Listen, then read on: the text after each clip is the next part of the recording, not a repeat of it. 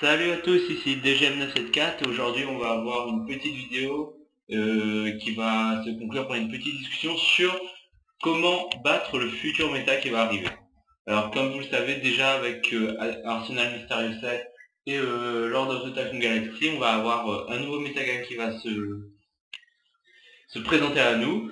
Donc avec l'arrivée des dragons élémentaires, la confirmation du deck prophétie et toujours quelques decks comme Mermaid et Firefist qui vont rester dans le méta. Donc voilà pour moi un petit aperçu de ce qu'il faudra avoir dans votre side afin de contrer tous ces decks. Donc pour ça je me suis basé sur mes connaissances ainsi que sur les decklists de résultats de tournois japonais. Donc on commence tout de suite avec l'une des cartes du site qui va un peu coter je pense, donc c'est le moment d'en trouver. D'ailleurs j'en cherche trois au passage. Donc Droll and Lockbird ou Uluberlu et Oiseau de verrouillage.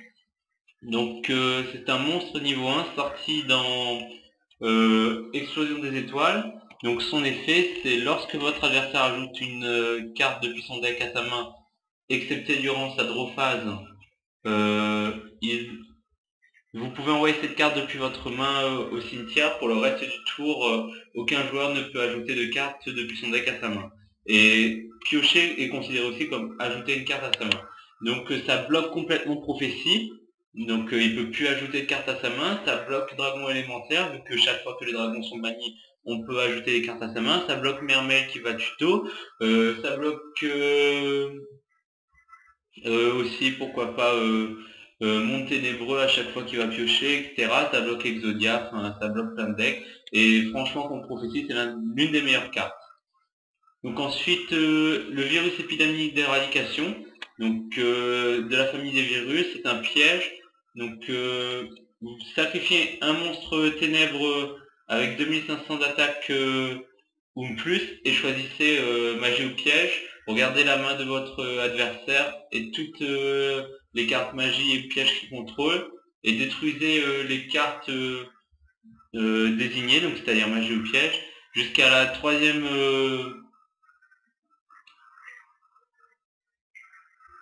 jusqu'au troisième tour après l'activation de cette carte. Donc en fait, vous activez cette carte en sacrifiant par exemple Ophion dans le deck Ulswarm.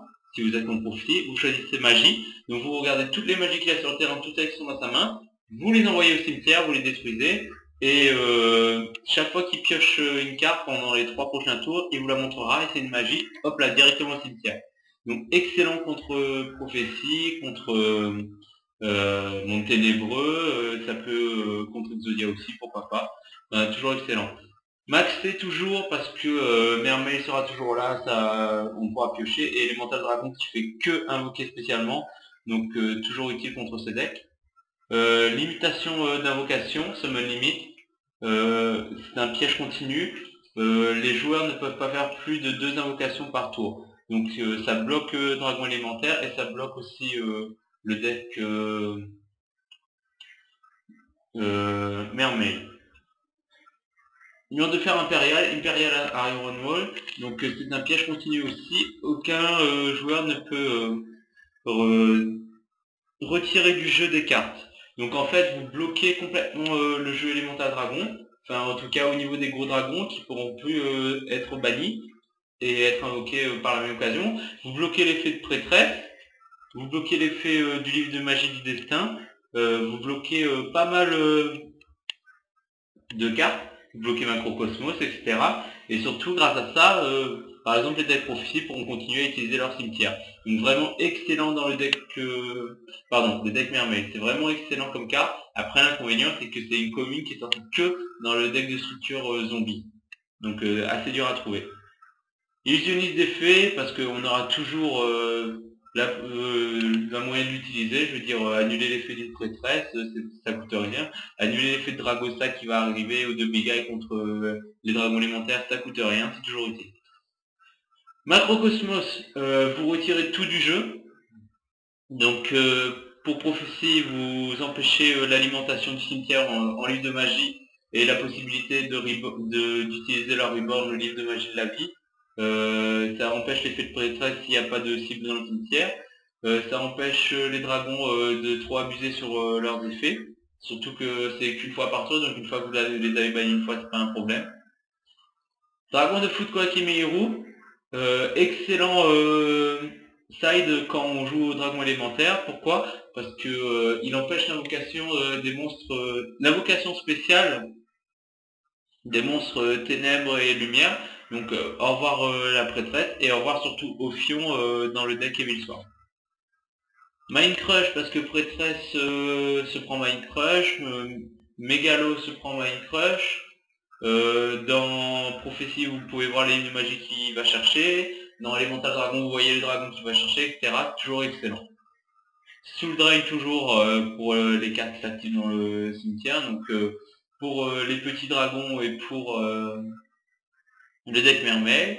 Skill Drain parce que pour les dragons élémentaires, on s'en fout de Skill Drain. Au contraire, ils resteront sur le terrain au lieu d'être renvoyés à la fin du tour de l'adversaire dans la main. Et ça permet toujours de bloquer les effets de monstre. Compétence de percée, donc toujours utile si on n'a pas Veiler, et surtout même si elle est détruite, on pourra l'utiliser pendant son tour. Donc ça c'est plus une tech card pour moi, qui est quand même intéressante à jouer, donc à vous de voir. Ensuite, tenue interdite, donc ça va surtout être pour le deck Evil Swarm. Donc cibler un monstre face visible sur le terrain, jusqu'à la end phase, il perd 600 points d'attaque, mais il ne peut pas être détruit par les effets de cartes. Donc c'est très bien contre Elemental Dragon quand on joue Evil Swarm, parce que ça empêche l'effet de blaster de s'activer, ça empêche de la destruction avec prêtresse, etc. Rivalerie contre les decks Evil Swarm, vu qu'ils sont tous d'attributs différents. Gozen Match contre les decks Dragon élémentaire, vu qu'ils sont tous... non, là, qui sont tous de types différents, et là, qui sont d'attributs différents. Et Didi Crow, parce que lorsque vous l'utilisez, vous pouvez, au moment du livre de magie du destin, si je me trompe pas, il doit cibler les cartes à retirer. Donc si vous les retirez avant, il ne pourra pas utiliser l'effet. Ça annule aussi Feu d'avarice. Et ça peut toujours être utile pour bannir d'autres cartes. Enfin, elle est souvent en side dans les decks japonais en tout cas. Donc c'est une carte toujours utile. Donc je vérifie pour le livre de magie du destin, pour voir s'il doit cibler des livres de magie avant. Non, il les cible pas, donc c'est pas utile contre le livre de magie du destin. Donc voilà en gros ce que va donner le Future Side, enfin les cartes qui se proposeront dans les Future Side dans le prochain méta qui va pas tarder à arriver de toute façon. Donc qu'est-ce que vous en pensez? Est-ce que vous pensez que le side va être d'une plus grande importance que dans les autres métagammes? On verra bien. Moi en tout cas je peux vous dire que oui, parce que se taper prophétie, le premier vous perdez pratiquement à chaque fois, à moins de jouer Evil Sword. Se taper dragon élémentaire, allez remonter de ça. Donc je pense que le side va être vraiment un des facteurs qui va faire que vous allez topper ou non et que vous allez faire du résultat. Voilà, allez, on se retrouvera plus tard pour une discussion ce coup-ci sur le metagame qui va arriver. Allez, salut!